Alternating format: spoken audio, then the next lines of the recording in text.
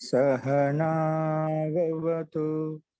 सहनौ भुनक्तु सह वीर्यं करवावहै तेजस्विनावधीतमस्तु मा विद्विषावहै। ओम शांति शांति शांति।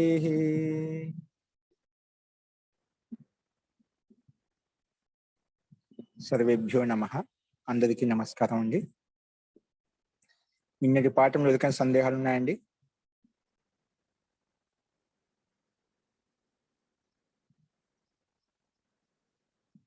అస్తు ప్రకృతమనుసరామః।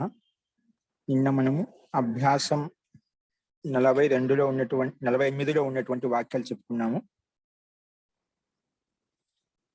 సంస్కృత వాక్యాలు, తెలుగు వాక్యాలు। ఇంకా నిన్నటి అభ్యాసంలో కర్మధారయ సమాసం అంటే ఏమిటి, ద్విగు సమాసం అంటే చెప్పుకున్నాము। ఈరోజు అభ్యాసం 49లో శబ్దకోశం చెప్పాను। ఇప్పుడు వ్యాకరణ అంశాలు చెప్పుకోవాలి। వ్యాకరణ అంశాల్లో కూడా శకధాతు, ఇంకోటి బహువ్రీహి సమాసం ఇక్కడ ఇచ్చాడు। శకధాతు కూడా మనం చెప్పుకున్నాము। ఈరోజు బహువ్రీహి సమాసం అంటే ఏమిటో తెలుసుకుందాం, రాసుకోండి। అభ్యాసం 49లో నియమం 161, నియమం 161। దానికంటే ముందు వ్యాకరణ హెడ్డింగ్ పెట్టి శకధాతు కామ బహువ్రీహి సమాసం పెట్టుకోండి బ్రాకెట్ లో। శకధాతు కామ బహువ్రీహి సమాసః బ్రాకెట్ లో పెట్టుకున్న తర్వాత ఇప్పుడు రాసుకునేట నియమం 161, నియమం 161।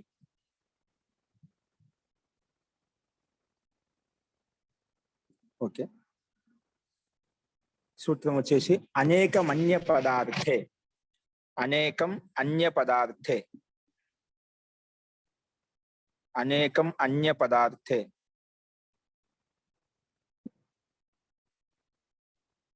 అనేకం అన్య పదార్థే।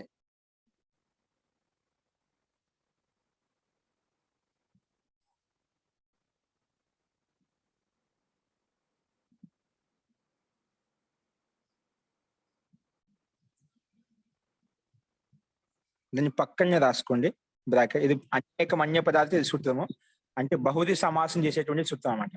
ఈ సూత్రం ద్వారానే బహువ్రీహి సమాసం అవుతుంది। ఇది బ్రాకెట్ పెట్టుకో, దాని పక్కన మళ్ళీ బ్రాకెట్ రాసుకోండి। అన్య పదార్థ ప్రధానో బహువ్రీహి, అన్య పదార్థ ప్రధానో బహువ్రీహి, అన్య పదార్థ ప్రధానో బహువ్రీహి।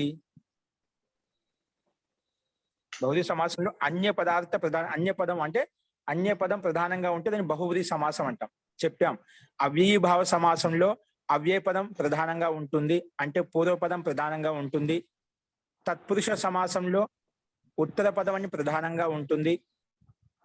తర్వాత ద్వంద్వ సమాసంలో రెండు పదాలు ప్రధానంగా ఉంటాయి।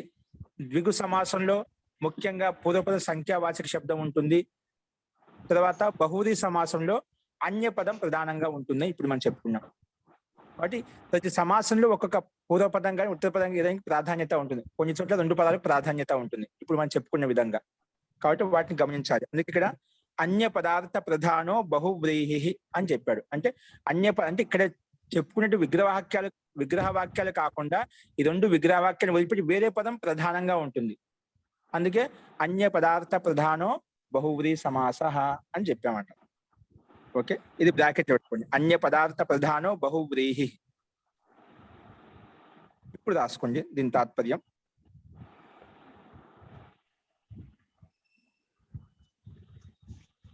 ఏ సమాసంలో అయితే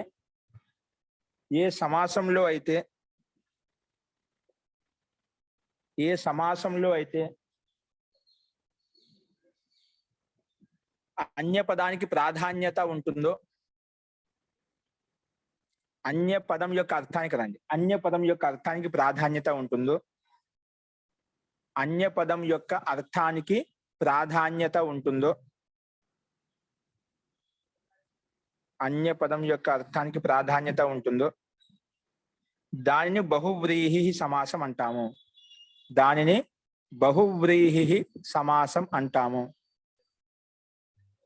దానిని బహువ్రీహి సమాసం అంటాము.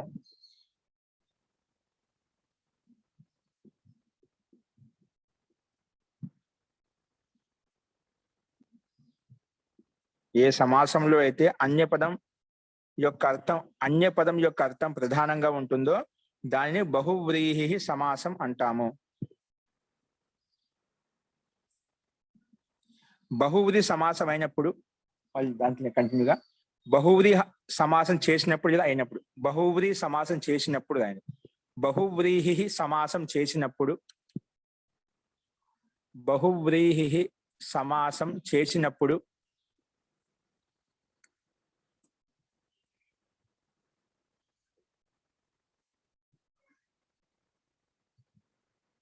బహువ్రీహి సమాసం చేసినప్పుడు సమాసయుక్త పదాలు సమాసయుక్త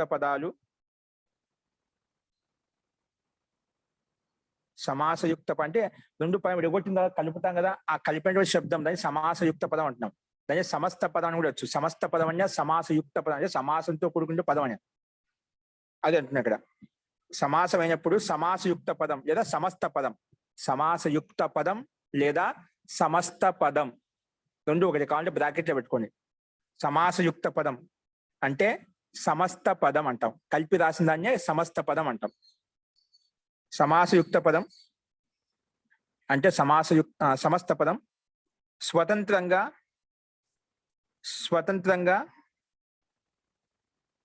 తన అర్థాన్ని బోధించదు. సమాసయుక్త పదం స్వతంత్రం తన అర్థాన్ని బోధించదు అంటే శబ్దంలో ఏవైతే ఆ పదంలో ఏదైతే అర్థం ఉందో దాన్ని బోధించదు అనమాట. ఆ శబ్దం యొక్క అర్థాన్ని బోధించదు. అదే స్వతంత్రంగా తమ శబ్దం యొక్క అర్థాన్ని బోధించదు. స్వతంత్రంగా తన శబ్దం యొక్క అర్థాన్ని బోధించదు. స్వతంత్రంగా తన శబ్దం యొక్క అర్థాన్ని బోధించదు. కానీ దాంట్లోనే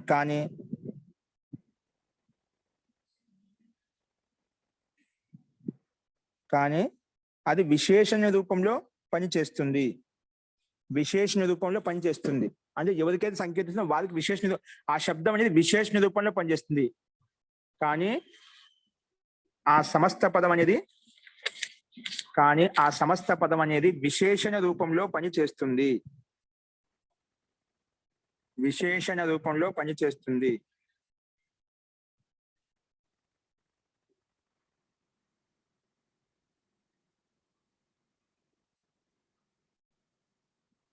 ఇంకా వేరే వస్తువు యొక్క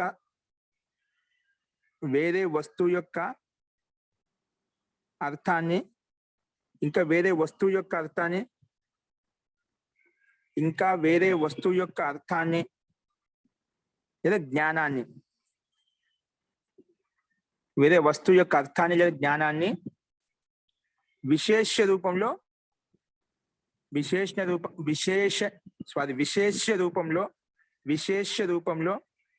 చూపిస్తుంది. వేరే వస్తువు యొక్క అర్థాన్ని అంటే జ్ఞాని విశేష రూపంలో చూపిస్తుంది లేదా చేయిస్తుంది. విశేష రూపంలో చేయిస్తుంది.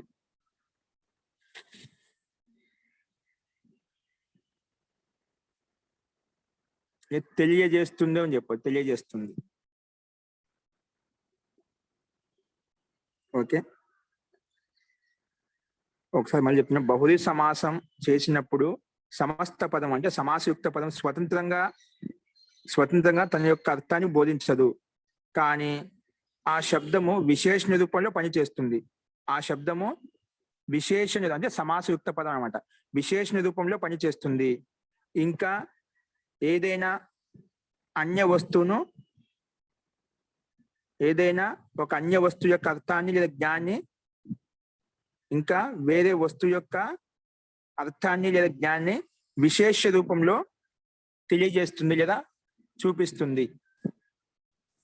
విశేష రూపంలో తెలియజేస్తుంది లేదా చూపిస్తుంది.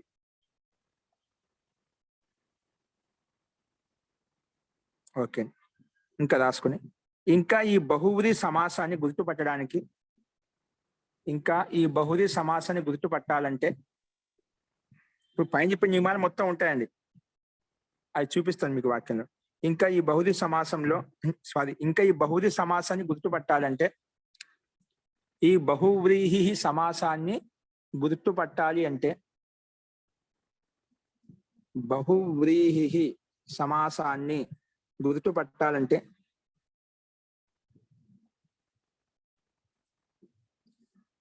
ఎక్కడైతే అర్థం చెప్పినప్పుడు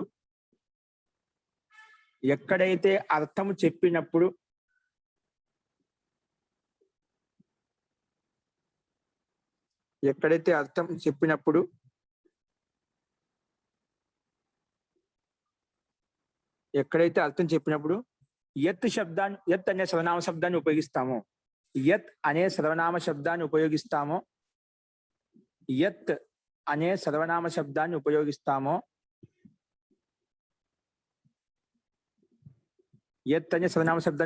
దాని తాత్పర్యం ఏంటి అంటే అని రాసుకోండి.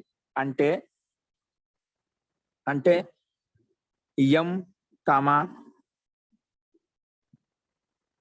కామా తృతీయ భక్తిలో ఏనా యకారం అంటే ఏనా అచ్చులో ఉండే కాదు, యకారం హయా వదట్లో ఉండే ఏనా యస్మై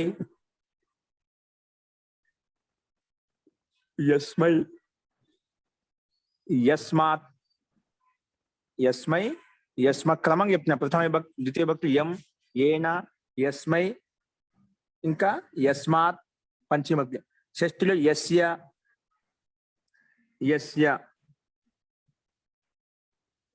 సప్తమి భక్తిలో యస్మిన్ యం ఏనా యస్మై యస్య యస్మిన్.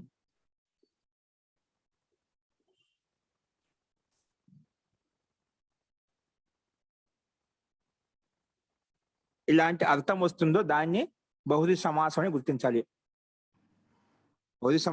బహువ్రీహి సమాసాన్ని గుర్తుపట్టాలంటే ఎక్కడైతే అర్థం చెప్పినప్పుడు యత్ శబ్దాన్ని ఉపయోగిస్తామో, యత్ శబ్దం అంటే వీటిని ఉపయోగిస్తామో, అంటే యత్ యమ్ము ఏనా యస్మై యస్మాత్ యస్య యస్మిన్. ఓకేనా?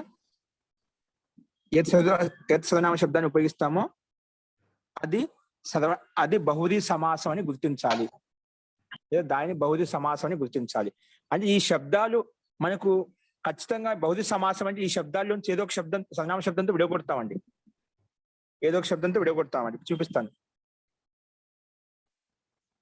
దాన్ని బహువ్రీహి సమాసాన్ని గుర్తించాలని ఒక స్థూలమైన గుర్తింపు కోసం అలా చెప్పాను. గుడ్డి గుర్తు అంటాం కదా మనం. ఈ సర్వనామ శబ్దాన్ని కనిపించిందంటే ఖచ్చితంగా బహువ్రీహి సమాసం అయి ఉంటుందని తెలుస్తుంది మనకు. ఓకే అండి. ఇంకా ఈ గట్టి చెప్పండి కొంచెం, వాయిస్ రావడం. క్షమత అండి, మళ్ళీ చెప్పండి. విగ్రహ వాక్యంలో ఈ పదాలు వస్తాయి కదా మహోదయ. విగ్రహవాక్య పదాలా? వస్తాయి, విగ్రహవాక్య పదాలు వస్తాయి. ఓకే అండి, విగ్రహవాక్యమే వస్తాయండి. మనము సమాసం చేసినప్పుడు విగ్రహవాక్యం ఉంటుంది ముందు ఖచ్చితంగా. ఆ విగ్రహవాక్యం నీకు కనిపిస్తుందన్నమాట. లంబోదరః, లంబః ఉదరః యస్య, ఇక్కడ యస్య వచ్చిందా? వీరాః సంతి యస్మిన్ గ్రామే, యస్మిన్ ఇక్కడ సప్తమి వచ్చిందా? వీర పురుషులు ఉన్నది ఏ గ్రామంలో అయితే. గావః సంతి యస్య, ఆవులు ఉన్నాయి ఎవరికైతే, యస్య ఇక్కడ యస్య వచ్చిందా?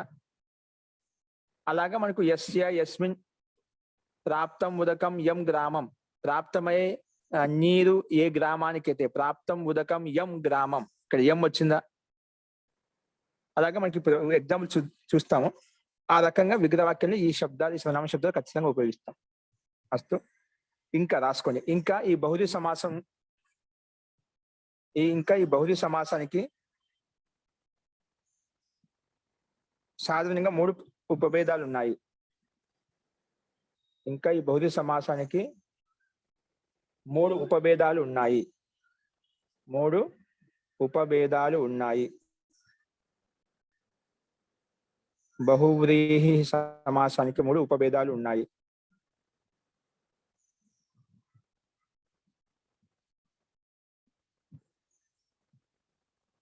ఒకటి సమానాధికరణ బహువ్రీహి సమాసం. బహువ్రీహి సమాసం రకాలండి, మళ్ళీ 3 ప్రభేదాలు, 3 విభాగాలు. ఉపభేదాలు అంటే ఉప విభాగాలని అర్థం.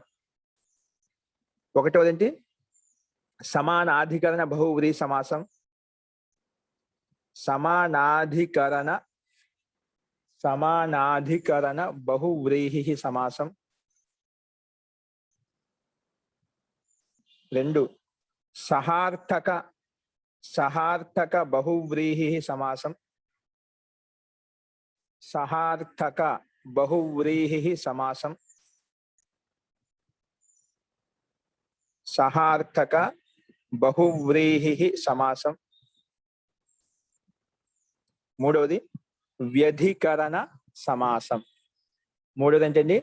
వ్యధికరణ సమాసం. అంటే వ్యధికరణ బహువ్రీహి సమాసం అని చెప్పి దీన్ని ఈ బహువ్రీహి సమాసం 3 రకాలుగా విభేదించడం అన్నమాట. ఇప్పుడు తత్పురుష సమాసం, ద్వితీయ తత్పురుష సమాసము, తృతీయ తత్పురుష సమాసము, చతుర్థి తత్పురుష సమాసం, అట్లా 7 భక్తులు వచ్చాయి కదా. అలాగే కర్మధార సమాసం, ద్విగు సమాసం అని చెప్పి అక్కడ కూడా కొన్ని విభేదాలు చెప్పుకున్నాం. అవిభావ సమాసంలో భిన్న భిన్న అర్థాల్లో మనం కూడా అక్కడ కూడా చూసాం.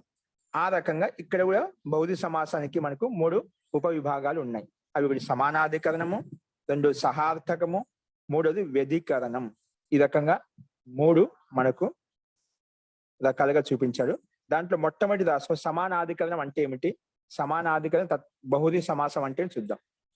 రాసుకో, హెడ్డింగ్ పెట్టుకొని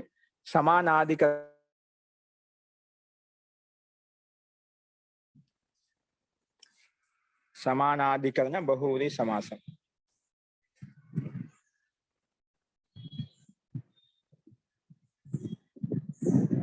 ఓకే అండి. అంతకంటే ముందు పైన చెప్పిన వరకు సందేహాలు ఉన్నాయి దీంట్లో. మీకు ఏమైనా పాయింట్ అర్థం కాదా? ప్రతిదీ మనకి అర్థం కావాలి. తెలుగులో ఆటోమేటిక్గా నాకు అర్థమైంది, అర్థమయ్యే విధంగా చెప్పుకుంటూ వెళ్ళాను, దాన్ని అనువదించుకుంటూ. ఈ పైన చెప్పిన ఏ వాక్యమైనా మీకు అర్థం కాలేదా?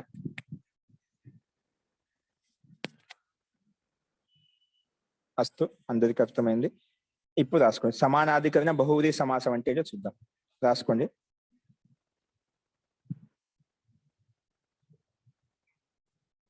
ఈ సమాసంలో అంటే ఏంటి? బహువ్రీహి సమాసంలో ఈ సమాసంలో 2 పదాలు అంటే 2 పదాలు, ఈ సమాసంలో 2 పదాలు, ఈ సమాసంలో 2 పదాలు,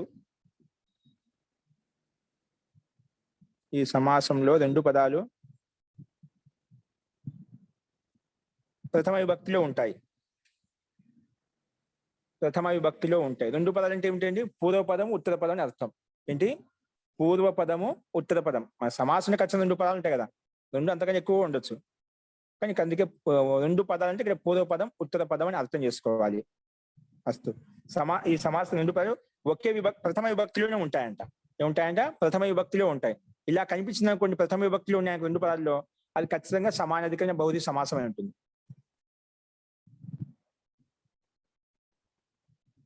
రెండు పదాలు ప్రథమ విభక్తిలో ఉంటాయి. ఇంకా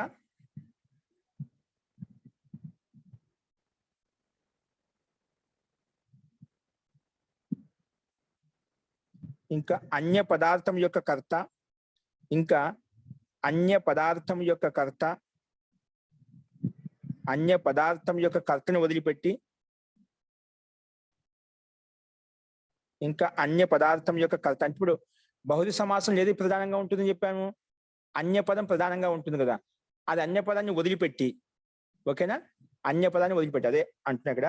అన్య పదార్థం యొక్క కర్తను వదిలిపెట్టి, అన్య పదార్థం యొక్క కర్తను వదిలిపెట్టి, అన్య పదార్థం యొక్క కర్తను వదిలిపెట్టి కర్మ,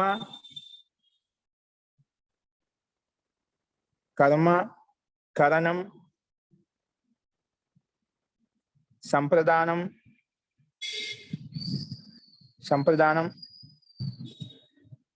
అపాదానం, అపాదానం సంబంధ అధికరణం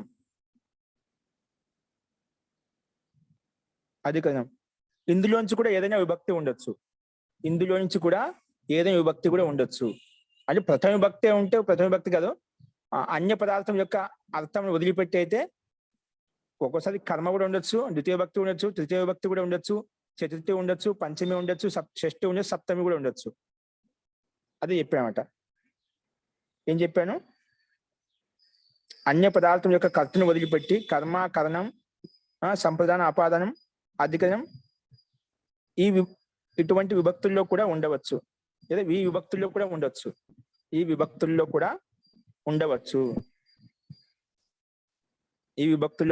అంటే ఇందులో ఏదో ఒకటి వస్తుందన్నమాట. ప్రథమ గాని, ద్వితీయ గాని, తృతీయ గాని, చతుర్థి, పంచమి ఏదో ఒకటి వస్తుందన్నమాట. సరే, ఈ విభక్తుల్లో కూడా ఉండవచ్చు. ఇప్పుడు ఒక్కోదానికి ఎగ్జాంపుల్ తెలుస్తుంది మనకు. ఇప్పుడు చెప్పాను కర్తను వదిలిపెట్టి అని చెప్పి, అందుకే కర్త తీసుకోవాలి మనం, అందుకే కర్మకాంచి స్టార్ట్ చేశాం.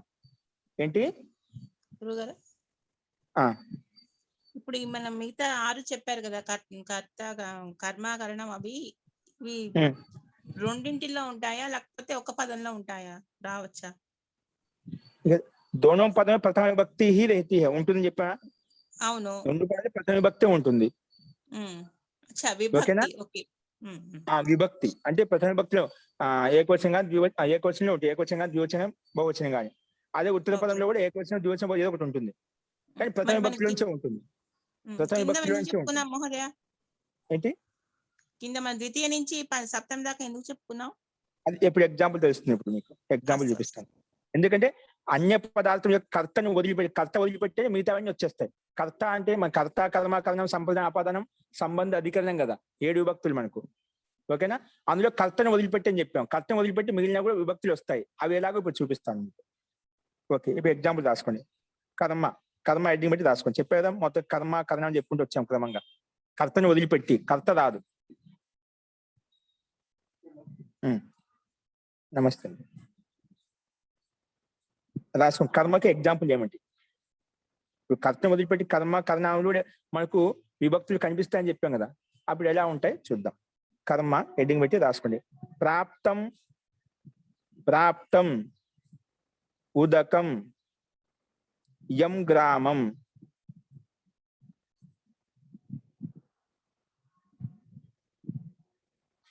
ప్రాప్తం ఉదకం యం గ్రామం. యం గ్రామం. ప్రాప్తం ఉదకం యం గ్రామం. ప్రాప్తం, ఇది తాపత్యం. ప్రాప్తమైంది తాపత్యాన్ని భూతకాలంలో. ప్రాప్తం ఏంటివి? ఉదకం అంటే నీరు. ప్రాప్తమైంది నీరు. ఏ గ్రామానికి అయితే. ప్రాప్తం ఉదకం యం గ్రామం. స ప్రాప్తోదకో గ్రామ రాయండి. ప్రాప్తం ఉదకం యం గ్రామం. సహ ఇజ్ ఈక్వల్ టు ప్రాప్తోదక గ్రామ రాయండి. ప్రాప్తోదక గ్రామ. ప్రాప్తం ఉదకం యం. యహ యౌ ఏ యం అండి, ద్వితీయ భక్తి ఏకవచనం. యం. సహ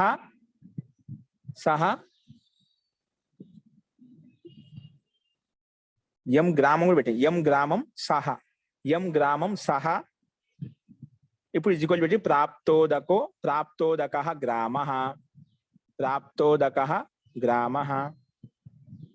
ఇక్కడ ద్వితీయ భక్తి వీడు కొట్టాం, కర్త కాదు, ఇక్కడ కర్మ తీసుకున్నాం ఇక్కడ. ఓకేనా? ప్రాప్తం ఉదకం. ఒకటే పూర్వపదంలో ఒకటే విభక్తి ఉంది, ఉత్తర పదంలో ఉదకం. ఇక్కడ ఒకటే విభక్తి ఉంది అనమాట, ద్వితీయ కర్మ ఉంది అనమాట. అందుకే ప్రాప్తమై ఉదకం యం గ్రామం చెప్పాం కదా. భౌతిక సమాసాన్ని గుర్తించాలంటే మనము ఏముంటాయి? యం, ఏన, యస్మై, యస్య, యస్మిన్ ఇలా ఉన్నాయంటే భౌతిక సమాసమై ఉంటుంది ఖచ్చితంగా. భౌతిక సమాసం విగ్రహవాక్యం ఖచ్చితంగా ఈ పదాల నుంచి చదివితే కనిపిస్తుంది మనకి. కనిపించింది కదా ఇక్కడ. ప్రాప్తం ఉదకం యం. యం అనేది సర్వనామ శబ్దం నుండి వచ్చింది కదా, పుల్లింగ శబ్దంలో. పుల్లింగం ద్వితీయ భక్తి ఏకవచనం. ఓకే అండి. దానికి ప్రాప్తోదకో గ్రామ అంటాం. ప్రాప్తోదక గ్రామ అంటే ప్రాప్తమయ్యాయి నీరు ఏ గ్రామానికి అయితే దాన్ని ప్రాప్తోదకో గ్రామ అంటాం. ఇంకో ఎగ్జాంపుల్ రాసుకోండి. ఇప్పుడు కర్ణానికి రాసుకోండి. కర్ణానికి ఎలా ఉంటుంది? కర్మ కూడా చూపించాం, ఇలా ఎన్నో రాసుకోవచ్చు. కొన్ని ఎగ్జాంపుల్ చూపించాం. నెక్స్ట్ కరణం. హతాహ శత్రవః, హతాహ శత్రవః, హతాహ శత్రవః,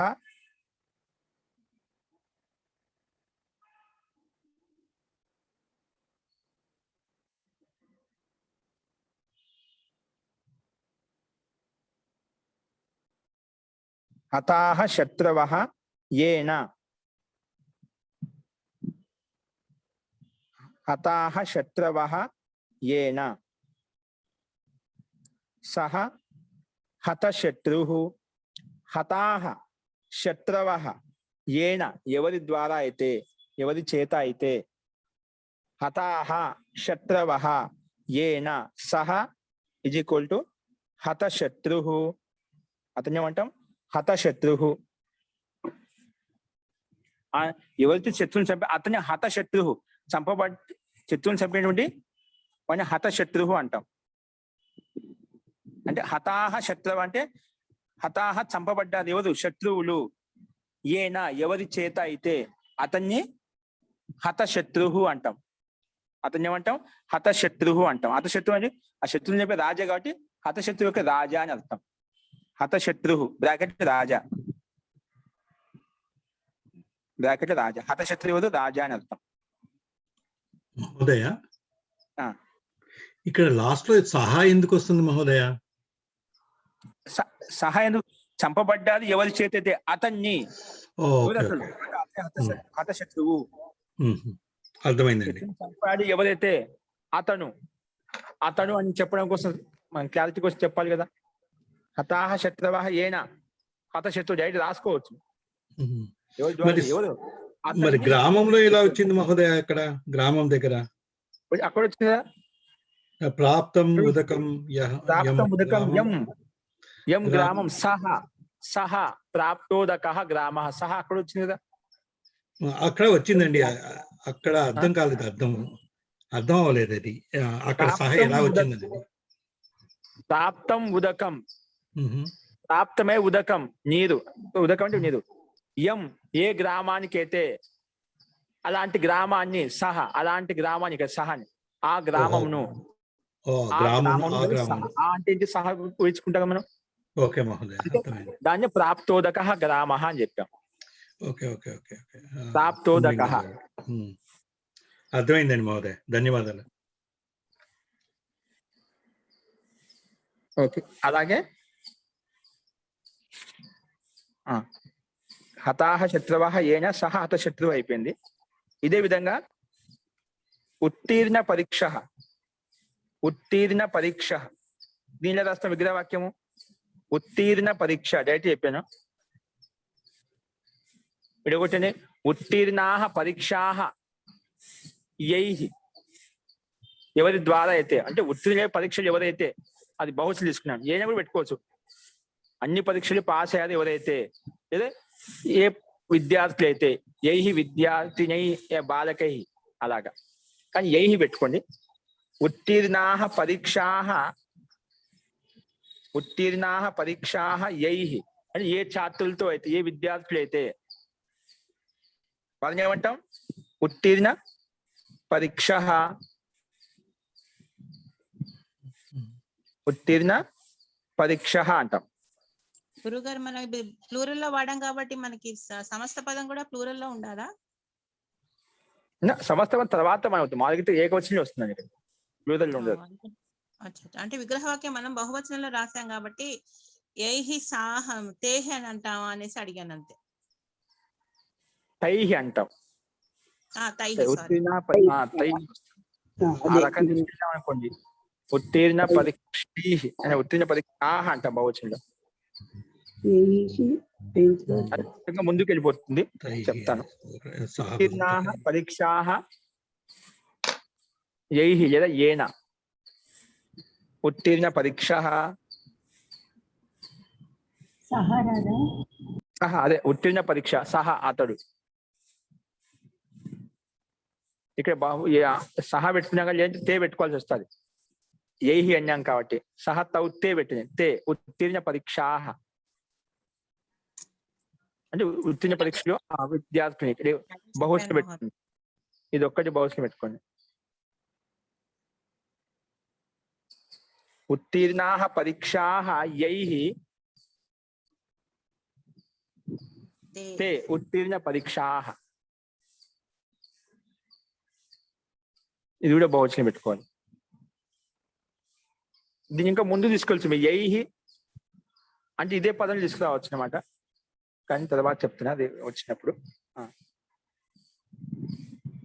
ఇప్పుడు ఇది అర్థమైంది కదా ఎలా విడగొట్టుకున్నది. దాని ప్రకారమే హతాహ శత్రువః ఏన సహ హతశత్రువు అని చెప్పాము. అక్కడ ఏక సహ అని ఏక వచ్చినది కదా హతశత్రువు వచ్చింది. ఇక్కడ ఉత్తీర్ణాః పరీక్షాః యైః అంటున్నాము. ఏన యాభ్యాం యైః బహువచనం విడగొట్టుకున్నాం కాబట్టి దాన్ని బట్టి ఇక్కడ తే సహ తౌ తే ఉత్తీర్ణ పరీక్షాః అని చెప్తాం. ఎందుకంటే పరీక్షా శబ్ద స్త్రీలింగం కాబట్టి బహువచనంలో పరీక్ష పరీక్షే పరీక్షాః అలాగా బహువచనంలో విడగొట్టబడుతుంది. అస్తు నెక్స్ట్ కృతకృత్యః. కృతకృత్యః కృతకృత్యః ఇది కూడా అలాగే. కృతకృత్యః ఏన కృతకృత్యుడు ఎవరి ద్వారా అయితే ఎవరి చేత అయితే సహ మనుష్యః కృతకృత్యః అంటాం.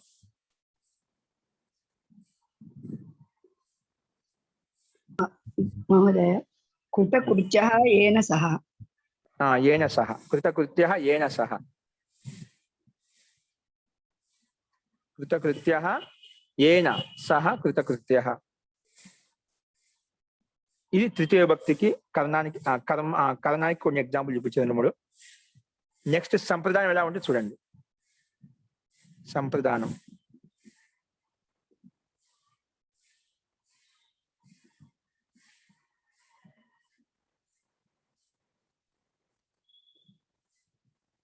ఓకే రాసుకోండి.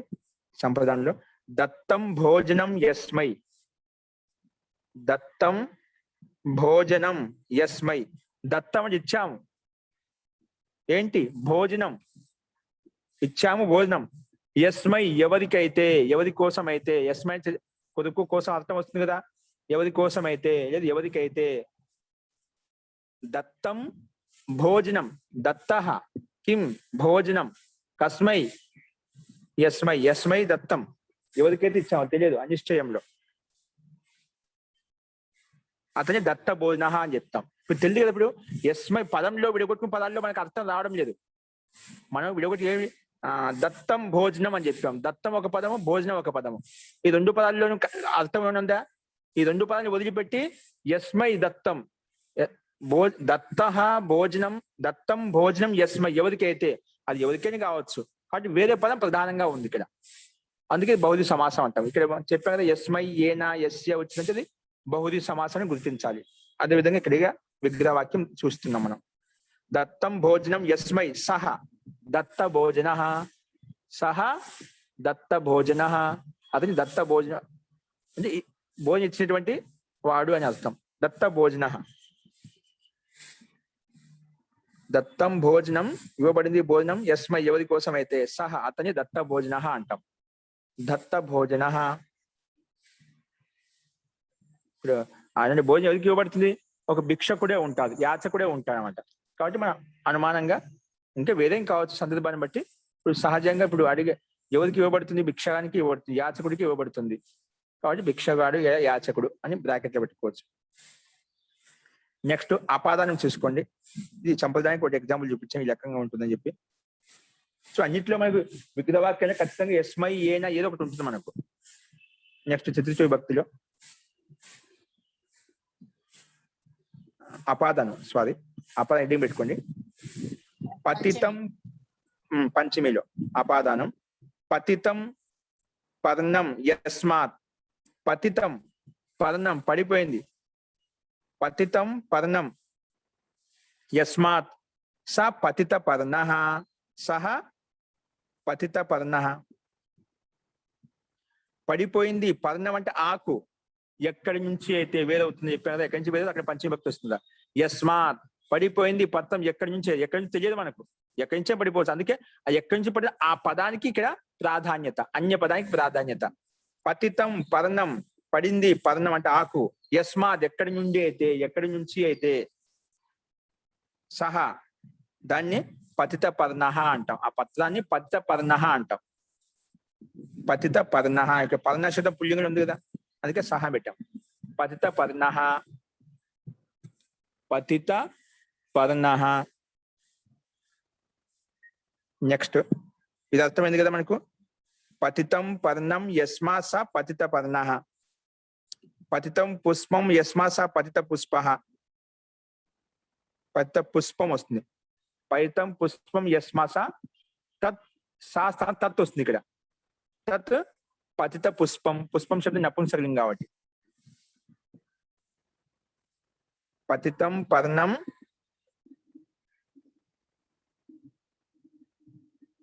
యస్మా స పతిత పర్ణ. ఓకే, ఇంకో ఎగ్జాంపుల్. పతితం పుష్పం యస్మాత్ తత్ పతిత పుష్పం, తత్ పతిత పుష్పం. పర్ణం కూడా నపుంసకలింగమే కదండి సార్? అది పైన కూడా భోజనం కూడా నపుంసకలింగమే. ఎక్కడండి? పర్ణం కూడా నపుంసకలింగం కదండి? పర్ణ శబ్ద పుల్లింగం అండి. మాత్ సహా నచ్చింది. ఒక్క పర్ణం నపుంసకమే కదండి. సహ దత్త భోజన అంటే నేను అప్పుడు మనం భోజన సహ శబ్దం చెప్పి సదనా శబ్దం పెట్టుకుని సహా అని చెప్పాను. సహ దత్త భోజన అని చెప్పాను. ఓకేనా? ఇక్కడ ఏమంటున్నా, నేను తత్తని ముందుకు ఏం చెప్పాను, తత్తని చెప్పాను. ఆ రకంగా ఇక్కడ మార్చాం. అప్పుడు సహా పెట్టుకున్నా అనుకోండి, పతిత పర్ణ పుష్ప అని వస్తుంది. దత్త భోజన, అది ఆ దత్త భోజన సమస్తమే ఆ కర్తకు వచ్చిందన్నమాట, ఆ పదానికి కాదు. ఆ భోజకుడు ఏదైతే ఉన్నాడో అతనికి ఇక్కడ పేరు అనమాట సంధ్యావాచకంలో. ఇది సంధ్యావాచకం కాదు కదా, అందుకే తత్ పతిత పుష్పం అని చెప్పాను. ఓకేనా? అస్తు. మహోదయ, అంటే పర్ణం నపుంసకలింగం, అదే పుల్లింగమేనండి. అయితే పర్ణ అన్నది పర్ణ పుల్లింగ శబ్దం అండి. ధన్యవాదాలు. మహోదయ, చెప్పండి. ఈ పతిత పుష్పంకి మనం అన్య పదం ఏం రాసుకోవాలండి? ఇప్పుడు వృక్షలాగా తత్ పుష్పం, తత్ పతిత పుష్పం అంటాం. తత్ పతిత పుష్పం. దానికి ఇప్పుడు పతిత పర్ణ అంటే వృక్ష అనుకున్నాం కదా మహోదయ. వృక్ష కాదు, ఆకు. పతిత పర్ణ ఆకుని అంటాం, పతిత పర్ణ అని. వృక్షం ఎందుకంటే ఎక్కడి నుంచి వేరే ఉంది. ఏంటి అది? యస్మాత్ సహ, ఏంటిది? సహ ఏంటి ఇక్కడ? పతిత పర్ణ అంటే ఆకు. అంటే అన్య పదం ఏంటి అనేది అర్థం. అన్య పదం అది ఏ వేరేంది, ఏ చెట్టు నుంచి ఒక్క నిమిషం ఏ చెట్టు నుంచి వేరైందో, వేరే ఏమైందండి అది తెలియదు. ఏ చెట్టు నుంచి వేరైందో అంటే ఇక్కడ ఏం చెప్తున్నాను నేను, ఇప్పుడు మనము హత శత్రువు అని చెప్పాను. ఏం చెప్పాను? హతాహ శత్రువ, ఎవరి ద్వారా చంపబడ్డాడు ఆ చంపబడిన వ్యక్తి హత శత్రువు అని చెప్పాం. హత శత్రువు ఎవరు? ఆ వ్యక్తి ఎవరో, చంపబడిన వ్యక్తి ఎవరిని ఆ శత్రువుని అంటే రాజా అని చెప్పాం. అలాగా ఇంకోటి ఏం చెప్పాను? ఉత్తీర్ణ పరీక్ష ఎవరైతే విద్యార్థులు బాలకులు ఉత్తీర్ణులు అంటారు. అక్కడ ఉత్తీర్ణ పరీక్ష అంటే ఎవరు? ఆ బాలకులు. అదే విధంగా దత్తం భోజనం యస్మై, భోజనం ఇవ్వబడింది ఎవరికైతే, ఎవరికి ఇచ్చేబడి తెలియదు ఆ వ్యక్తి, అనిచ్చే వ్యక్తి అన్నమాట. ఎవరికైనా ఇవ్వచ్చు. ఇప్పుడు నాకు ఇచ్చిన తర్వాత ఇంకొకరికి ఇవ్వచ్చు, తర్వాత ఇంకొకరికి ఇవ్వచ్చు. ఎవరికైతే ఇస్తాము, ఆ ఎవరెవరికైతే మారుస్తూ ఉంటాం అతడు అక్కడ దత్త భోజనం అని చెప్పాం కదా, అతడికి ఆ వ్యక్తి ఎవరైనా కావచ్చు. అది అక్కడ సమస్త పదము, అన్య పదం అనమాట. ఇక్కడ అదే విధంగా ఏం చెప్పాను? ఏంటి మనకు మీరు అడిగింది? పతిత పర్ణ, పర్ణం పడింది, ఆకు పడింది కింద ఎక్కడి నుంచి అయితే, ఆ పతిత పడిన ఆకు. అది ఆకు పడచ్చు, పండు పడచ్చు. ఇప్పుడు పర్ణం అని చెప్పి ఆకు పడింది, పతిత పర్ణ అన్యపదం అయిపోయింది. అది పతిత పర్ణ అన్యపదం అయిపోయింది. ఇంకోసేపు పుష్పం పడచ్చు, ఇంకోసేపు పండు పడచ్చు. అస్తు అది మహోదయ. డిఫరెంట్ గా మారిపోవచ్చు. పర్ణం జీ. కూడా నపుంసకమనే పర్ణం పర్ణే పర్ణ అని కదా మహోదయ చదువుకున్నాం. పర్ణః యస్మాత్ వృక్షాత్ వృక్షపదం యస్మాత్ వృక్షాత్ ఏ వృక్షం నుండి అయితే పతితం పడిందో తత్ తత్ దాని పతిత పర్ణం. పుస్తకము మహోదయ వృక్షః ఫలము సప్తమి యస్మాత్ పంచమి. వృక్షాత్ పడింది ఏంటి? ఏది పడింది? వృక్షం యస్మాత్ వేరైంది ఏంది? పతితః దానికి పర్ణం. ఎక్కడి నుంచి వేరైందో దానికి అపారం సంఖ్య అది ఉంది. దానికి ఏం మన దాన్ని ఏమని అనడం లేదు ఇప్పుడు. ఏమని అనడం లేదు. పర్ణం పతితః కాదండి. అయితే పర్ణ నపుంసకలింగం కూడా కనిపిస్తుంది. మీరు అదే అంటున్నారా? నపుంసకలింగం అంటున్నాం అండి. జీ జీ నపుంసక ప్రయోగం ఉంటుంది. నపుంసకలింగం. చుట్టుపక్కల ప్రయోగాలు కనిపిస్తాయి. ఓకేనా? చతుర్థి విభక్తికి యాచక పెట్టాం కనుక పంచమి విభక్తిలో వృక్ష రావాలి కదండి. ఎవరికైతే భోజనం పెట్టామో అతను యాచకుడు అని డిసైడ్ చేసాం కదా. సో ఏ చెట్టు నుంచి అయితే ఆకు పడిందో అన్నప్పుడు ఆ చెట్టు అంటే సహా వృక్ష. యస్మాత్ వృక్షాత్ యస్మాత్ వృక్షాత్ ఆ చెట్టు నుండి ఆ చెట్టు నుండి అన్యపదం వృక్ష అవుతుంది కదా అని. పతిత పర్ణః లంబోదరుడు అయితే గణపతి అవుతున్నాడు కదండి. ఎవరికైతే లంబ ఉదరం ఉందో లంబోదరుడు. అలాగే ఏ చెట్టు నుంచి ఆకు పడిందో, ఎక్కడ నుంచి అయితే ఆకు పడిందో ఆ చెట్టు వృక్ష సహ వృక్ష అని నాకు తెలీదు, నేను అంటున్నాను అంతే. అది మీకు చెప్తా అండి కొంచెం. క్లియర్గా మీరు చెప్పారు గురువు గారు. పర్ణం పడచ్చు, పుష్పం పడచ్చు, పండు పడచ్చు అది అని చెప్పారు. అదే అమ్మా. రకరకాలుగా మారిపోవచ్చు అండి. అది అవును చెప్పలేము అవును అన్నమాట. కానీ మెయిన్ వృక్షం కదా అని కాదండి. అది మెయిన్ వేరే ఎక్కడి నుంచి వేరే, అందుకే ఎక్కడి నుంచి వేరే అవుతున్నాయి, అందుకే పంచమ భక్తి పెట్టుకున్నాం మనం. అవును దాన్ని ఇప్పుడు దాన్ని టచ్ చేయడం లేదు. ఎక్కడి నుంచి వేరే అయింది. ఇప్పుడు అక్కడి నుంచి వేరైన వస్తువు ఏంటి? పర్ణం. ఆ పంచమ భక్తి చూపించడం కదా ముఖ్యం కాదు. అవును. పంచమ భక్తి చూపించడం ముఖ్యం కాదు. ఇక్కడ మనకి భౌతిక అన్య పదం ఏంటి? ఆ వృక్షం కాదు. ఆ వృక్షం కాదు. ఆ వృక్షం ఎల్లప్పుడు ఒకటే విధంగా ఉంటుంది. పతిత ఆ పర్ణం. వృక్షం ఉంటే ఒకసారి మనకు పత్రం పడవచ్చు, పుష్పం పడవచ్చు, ఇంకోటి ఏదైనా పడవచ్చు అని చెప్తున్నాను అనమాట. అది మారుతుంది మనకు. పంచమీ భక్తి మన లక్ష్యం కాదు. పంచమీ భక్తి మన లక్ష్యం కాదు. అన్యపదం ఏంటి? ఇక్కడ పర్ణం అన్యపదం. రకరకాల మారుతుండొచ్చు. ఓకేనా? అంటే నేను అనుకోవడం వీళ్ళందరికీ డౌట్, పతిత పుష్పం యస్మాత్ తత్ అని మీరు నపుంసకలింగం ఎందుకు ఇచ్చారు? అప్పుడు వృక్షం కాదు కదా అంటారు.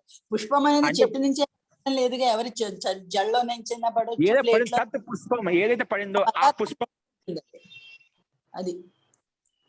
ఇప్పుడు తత్పర్ణ, ఇప్పుడు మీకు ఆ సందేహం ఎందుకు వచ్చిందంటే, ఇప్పుడు సహ పర్ణ పతిత పర్ణ అని చెప్పాం, సహ పతిత పర్ణ అని చెప్పాం.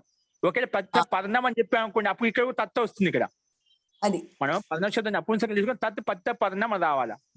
అంటే అన్య పదార్థం ఏదైతే ఆ లింగం వస్తుంది అక్కడ. అది పదం ఏ లింగాన్ని పెట్టుకుని దాన్ని బట్టి తత్తు పెట్టుకోవాలా, సహ పెట్టుకోవాలా, లేదా పుల్లింగం తే పెట్టుకోవాలా, బహుశా ఏది పెట్టుకోవాలని దాన్ని బట్టి ఉంటుంది అన్నమాట. ఓకేనా? ఓకే, నీకు ఎగ్జాంపుల్ చూపిస్తా అండి. ఇంకా అంటే ఇప్పుడు మనకు వాక్యాలలో ఉంటాయి కదా మహోదయ. ఓ ప్రశ్న అండి. అలాంటప్పుడు మనం పత్రము అనే దానికి పుంలింగము, స్త్రీలింగము, నపుంసకలింగం కూడా ఉన్నాయా? ఒక్కో చోట సందర్భాన్ని బట్టి కనిపిస్తాయండి మనకు. పుల్లింగం, స్త్రీలింగం, పుల్లింగులు కానీ నపుంసకం కానీ. అంటే పుష్పం కానీ ఫలం కానీ అవన్నీ కూడా అలా వాడవచ్చు. పుష్పం ఎప్పుడు నిత్య నపుంసకలింగమే అండి. మరి అలాంటప్పుడు మనం పతిత పుష్పం అనాలో కానీ పతిత పుష్ప అని ఎలా అన్నాం? పుష్ప అనలేదు కదా, ఎక్కడన్నాము? పతిత పుష్ప అన్నారు కదండి మహోదయ. పుష్పం అని చెప్పాను. అలా కాదు, పతిత పుష్పం ఎస్య సహా అని చివరిలో ఇచ్చే దాన్ని బట్టి ఉంటుంది మన యొక్క విగ్రహం. మీరు సహానిదప్పుడు అలాంటప్పుడు తత్తని పెట్టుకోవాలి కదా అక్కడ. వృక్ష అని యస్మాత్ అనేది. యస్మాత్ పతితం పుష్పం మహోదయ, పతితం పుష్పం యస్మాత్ సహ పతిత పుష్ప అన్నారు. పతిత పుష్ప ఎందుకు వస్తుంది? పతిత సహ పతిత కాకుండా తత్ పుష్పః అనేది పుష్పం పతిత అనాలి కదా మరి. పుష్పః అనేది కాదండి, అలా కాదండి. వృక్ష పుష్పం శబ్దము ఎత్తు. వృక్ష శబ్దం ఇది కదా, పుంలింగ శబ్దం కదా. యస్మాత్ దేని నుంచి పడుతుంది? వృక్షం నుంచి పడుతుంది.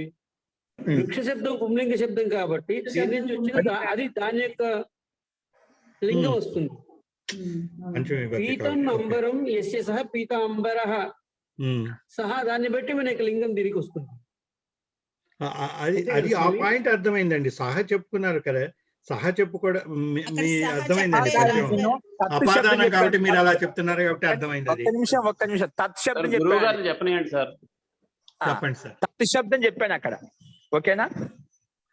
తత్ ఎక్కడ శబ్దం మహోదయ? చెప్పాను అక్కడ. ఒక సహ పతిత పర్ణ సమస్త పదం ఇక్కడ ఏమొచ్చా మనకు బుక్ లో పుల్లింగలు ఇచ్చారు కాబట్టి నేను సహ పతిత పర్ణ అని చెప్పాను. నేను ఎగ్జాంపుల్ ఇక్కడ లేని శబ్దం ఒకటి ఏం చెప్పాను? పత్తం పుష్పం యస్మాత్ ఎక్కడి నుంచి పడిందో తత్ పతిత పుష్పం అని చెప్పాను. ఆ నపుంసకని పెట్టాను. సహ పతిత పుష్ప అని చెప్పలేదు. ఓకే మహోదయ, అలాంటప్పుడు నేను తప్పు రాసుకున్నాను, క్షమించండి. తత్తే చెప్పానండి. తత్త ఒకేలా తత్త పుష్ప అని సహ తత్ పుష్ప రావాలి, కానీ ప్రయోగం ఇక్కడ లేదు కాబట్టి, ఆ ప్రయోగం లేదు కాబట్టి నేను తత్ శబ్దాన్ని ఉపయోగించాను. ధన్యవాదాలు మహోదయ, సారీ. నేను సహా రాసుకున్నాను, అందువల్ల తప్పు వచ్చింది. ధన్యవాదాలు. ఓకే, ఇంకా రాసుకోండి. దీని ఎగ్జాంపుల్ ఇంకా కొన్ని చెప్తాను. అది ఇప్పుడు దీంట్లో మీకు సందేహం క్లారిటీ కోసం కొన్ని వేరే ఎగ్జాంపుల్ చెప్తాను. ఓకేనా? అప్పుడు క్లారిటీ వచ్చేస్తుంది. నెక్స్ట్ ఇప్పుడు దీనికి కంప్లీట్ చేద్దాము. నెక్స్ట్ ఏంటండి? అపాదానం అయిపోయింది. ఇప్పుడు సంబంధం గురించి రాసుకోండి.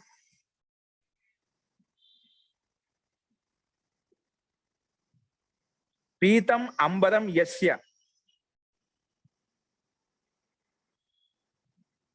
పీతం అంబరం యస్య. పీతం అంటే పీత వస్త్రం, అంబరం అంటే పీతం అంటే పీల వర్ణం, అంబరం అంటే వస్త్రం. పీతం అంబరం యస్య, ఎవరికైతే అతడు, ఎవరికైతే అంటే ఎస్ వచ్చి ఎస్ అర్థం తీసుకోవడం లేదు, ఎస్య ముఖ్యం కాదు. ఎవరికైతే అతడు, తస్య అన్నమాట, యస్య తస్య. పీతం అంబరం యస్య సహ పీతాంబర, అతని పీతాంబరుడు అంటాము.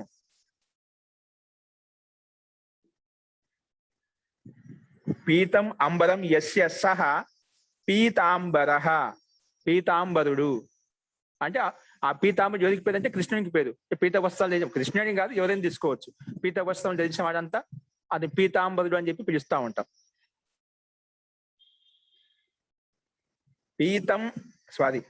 పీతం అంబరం యస్య. ఇప్పుడు అంబరం వస్త్రం అనేది విశేషణం కాబట్టి పీతం అంబరం అని చెప్పాం. యస్య ఎవరికైతే, అతన్ని, ఎవరికైతే అతన్ని. అది యస్మాత్ గాని యస్య అండర్స్టూడ్ దీంట్లో కల్పలేక వచ్చేస్తుంది, ఏదాన్ని అయితే సంకేతిస్తున్నామో అది. ఎందుకంటే మూల ఆధారం అది. ఇక్కడ అదే విధంగా ఉంటుంది. పీతం అంబరం యస్య సహ, అతడు పీతాంబర అంటాం అతన్ని. అంటే ఇది ఆ శబ్దం అన్యపదం అన్నమాట. ఇక్కడ ఆ శబ్దం అన్యపదం. ఇది విగ్రహవాక్యంలో యస్య యస్మాత్ దాంతో మనం ఐడెంటిఫై ఇలా విడదీసి చెప్పామంటే ఎవరికైతే చెప్తున్నామో అది బహుళ సమాసంలో ఉంటుంది. మనం గుర్తించడం కోసం ఈ శబ్దాన్ని ఉపయోగించాను. ఎందుకంటే ఉపయోగిస్తాం కాబట్టి ఇక్కడ. దీంట్లో క్లారిటీ ఉంది కదా? ఓకే, ఇంకోటి ఎగ్జాంపుల్ రాసుకోండి. మహోదయ, అన్యపదమైనప్పుడు ఏ ఏ లింగంలో అయినా రావచ్చు, అంతేనా? అది అర్థమైంది మహోదయ. ఇప్పుడు అన్యపదం ఏ లింగంలో రావచ్చు. అన్యపదం అనేది పుల్లింగంలో రావచ్చు, స్త్రీలింగంలో రావచ్చు, మన ఇష్టం అది. ముందు పదాలతో యస్మాత్ సర్వనామ శబ్దం. సర్వనామ శబ్దం అనేది ఎప్పుడు ఎల్లప్పుడు ఏదానికి విశేషణంగా వస్తుంది. సర్వనామ శబ్దానికి దానికి అస్తిత్వం ఉండదు, ఎల్లప్పుడు విశేషణమే, విశేషానికి విశేషణంగా వస్తుంది. ఆ యస్మాత్ శబ్దం ఏమైనా సంకేతిస్తుంది? ఆ విశేష్యం ఏదైతే ఉందో దానికి సంకేతిస్తుంది. దాని అర్థం తీసుకోవాలి. యస్మాత్ అర్థం రాదు మనకు. యస్య ఎవరు అవుతును? ఆ పీతాంబరుడు. ఆ పీతాంబరుడే ఇక్కడ యస్యతో సంబోధించాలన్నమాట. ఇది యస్య అనే పదం ఆ పీతాంబరుని సంకేతిస్తుంది. ధన్యవాదాలు మహోదయ, అర్థమైంది. నెక్స్ట్ అండి దశానన. దశ ఆననం యస్య. దశ ఆననం యస్య సహ దశానన రావణ. దశ ఆననం యస్య. దశ ఆననం యస్య స దశానన. సహ సహ దశానన. ఆననం అంటే ముఖం అండి. 10 ముఖములు ఉన్నాయి ఎవరికైతే, ఎవరికి? ఆ రావణుడికి దశానన అంటాం, అతని దశానన అంటాం. ఆననం బహువచనంలో రాదా సార్? ఏంటండి? ఆననం సింగిల్ కదే, బహువచనం ఏకవచనం కదా, బహువచనంలో చెప్పక్కర్లేదా అండి? దశ ఆననాని అని అది చెప్పక్కర్లేదండి? అంటే ఏకవచనం చెప్పాం, అంటే సమూహంలో చెప్పాం. అది సంఖ్య వచ్చింది కదా, సంఖ్య మనకు సంఖ్య వచ్చింది కాబట్టి మళ్ళీ దానికి బహువచనం పెట్టాల్సిన అవసరం లేదు. సంఖ్య దానికి బహుత్వార్థానికి బోధిస్తుందన్నమాట. దశ 10 ముఖాలు.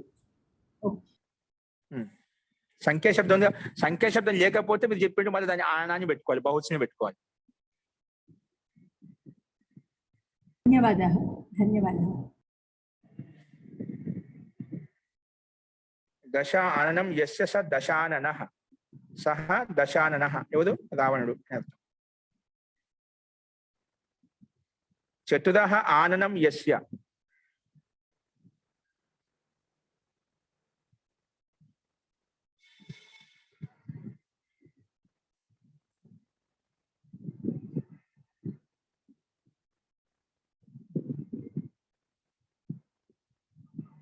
ఇక్కడ విశేష రూపంలో మనం పెట్టుకోవచ్చు, ఇబ్బంది లేదు. దశ ఆనన అని అలా కూడా పెట్టుకోవచ్చు. అంటే మన సంఖ్య బోధిస్తుంది కదా సమస్త పదంలో, విగ్రహవాక్యంలో.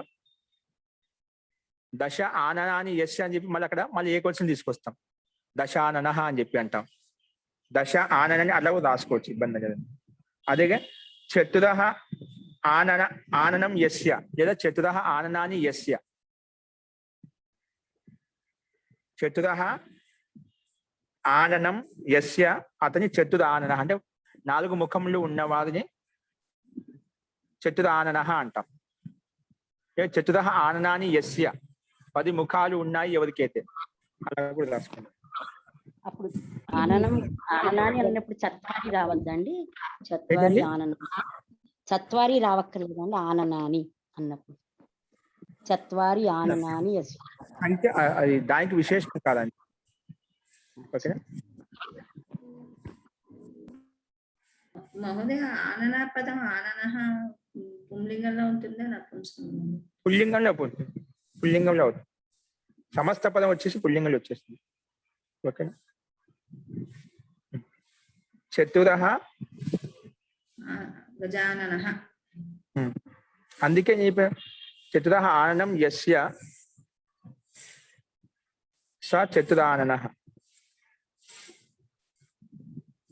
అంటే బ్రహ్మకు అది సంకేతిస్తుంది. 4 ముఖాలు అంటే బ్రహ్మకే కాబట్టి.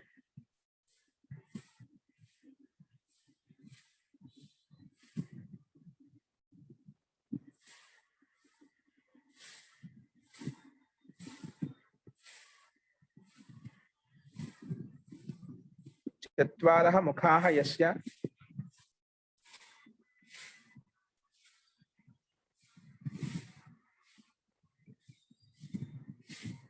చత్వారః ముఖాః యస్య, ఇక్కడ అట్లే భగవత్ని పెట్టుకొని చత్వారః ముఖాః యస్య స చతుర్ముఖః.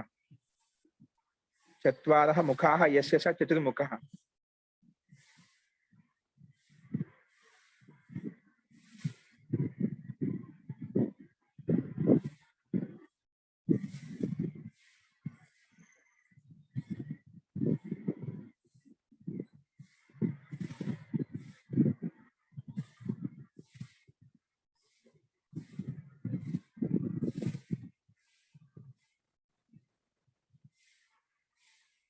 నెక్స్ట్ అండి పద్మయోని. పద్మయోని అంటే ఏమిటండి?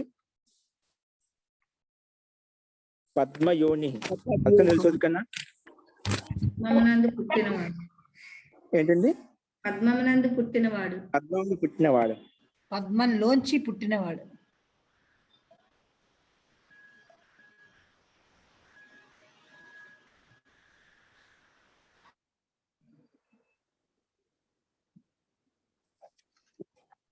పద్మయోని.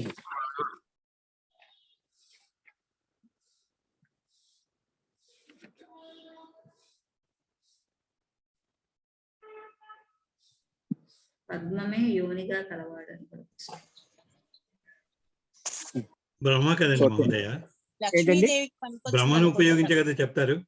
బ్రహ్మను ఉద్దేశించే కదా చెప్తారు పద్మయోని. పద్మ సంభవ అని అర్థం వస్తుంది. జీ జీ ఉండొచ్చు. పద్మయోని. బొడ్డులోంచి పద్మంలో పుడతాడు బ్రహ్మ. మహోదయ కలవాడు. లక్ష్మీదేవి పద్మయోని యస్య సహ ఓకే అలా ఉండొచ్చు. ఊరిక పద్మయోనిది యస్య సహ పద్మయోని. పద్మయోనిది యస్య సహ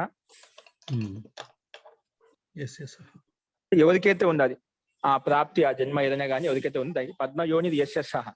యస్య సహ ఒకసారి విగ్రహవాక్యం చెప్పండి స్వామి. పద్మయోనిది యస్య సహ. పద్మయోనిది పద్మం యోనిది పద్మ శబ్దం నపుంసకం. పద్మం యోనిది యస్య సహ. పద్మం యోనిది యస్య సహ.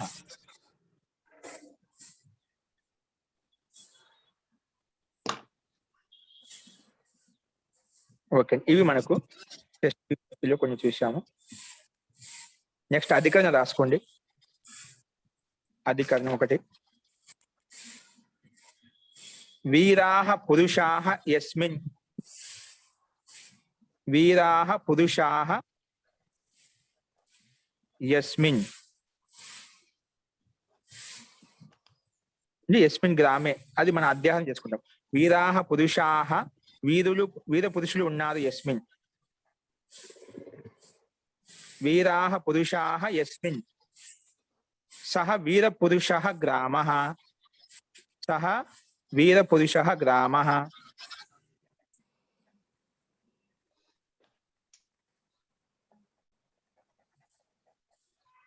వీర పురుషః గ్రామః.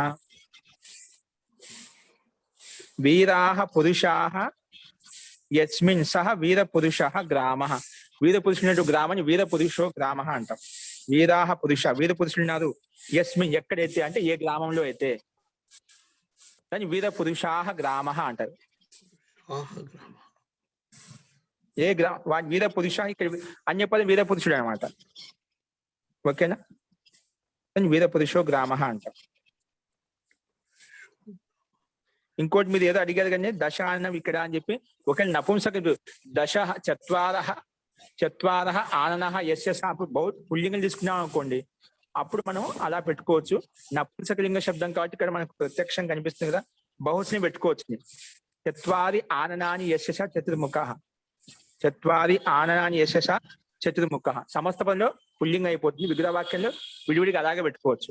అదేవిధంగా పైన దశ ఆనం కూడా దశ ఆననాని యస్య సహ దశాననః అలా పెట్టుకోవచ్చు అండి. బౌల్స్ని పెట్టుకోవచ్చు.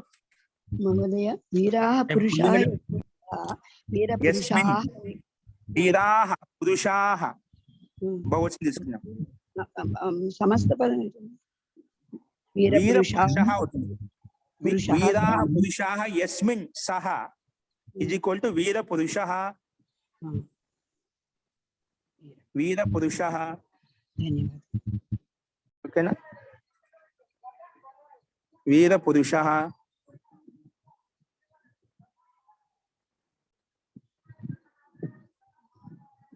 ఓకే అండి. అలాగే ఎన్ని రాసుకోవచ్చు.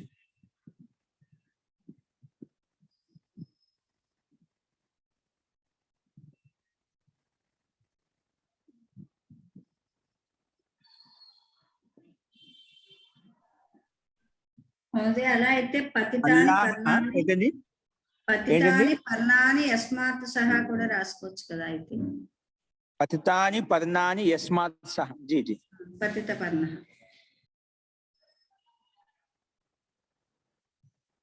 పతితాని పర్ణాని బహుశా రాసుకున్నాం అనుకోండి, అలా కూడా రాసుకో. పతితాని పర్ణాని యస్మాత్ సహ. ఓకేనా? ఎందుకంటే అక్కడ విడగా పతితం పర్ణం అని చెప్పాను. పైన నపుంసకలింగం కదా, బహుశా పెరిగిన పతితాని పర్ణాని యస్మాత్. చాలా ఆకులు పడ్డాయి ఏ చెట్టు నుండి అయితే, ఏ చెట్టు మీద అక్కడ పతిత పర్ణాని అని పెట్టుకుంది. అప్పుడు అది కూడా అది కూడా పతిత పర్ణహాయ అవుతుంది. ఇక్కడ పతిత పర్ణ పుల్లింగం ఉంది కదా, పతిత పర్ణ కాకుండా పతిత పర్ణాహ అవుతుంది పుల్లింగం పెట్టుకుంటే. ఒకేలా నపుంసకలింగం తీసుకున్నాం అనుకోండి, పతిత పర్ణాని అని వస్తుంది. ఇది నపుంసకం తీసుకుంటాను. అస్తు ఇవి మనం కొన్ని ఎగ్జాంపుల్స్ క్రమంగా కర్మ, కరణం, సంప్రదానం, అపాదానం, సంబంధ, అధికరణ చూసామండి. ఓకే, వీటికి ఇంకా క్లారిటీ కోసం రేపు ఇంకా కొంచెం వేరే ఎగ్జాంపుల్స్ కూడా మరి వీటి గురించి మళ్ళీ చర్చిద్దామండి. ఓకేనా? ఇంకా స్పష్టత వస్తుంది. ఇంతవరకు ఎవరికైనా సందేహాలు ఉన్నాయండి? ఇంకా మిగిలినది నియమాల ఇంకా ఒకటి ఉంది, అది రేపు చెప్తాను. సరేనా? ఇప్పుడు ఇంకా సందేహం ఉందా? కృతకృత్య విగ్రహవాక్యం చెప్పండి ఒకసారి. కృతః కృత్యః ఏన.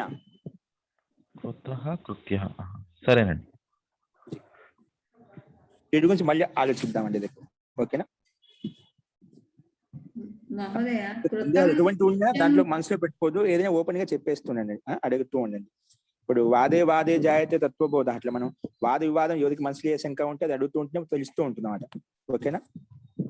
అస్తు. మంత్రపాఠ.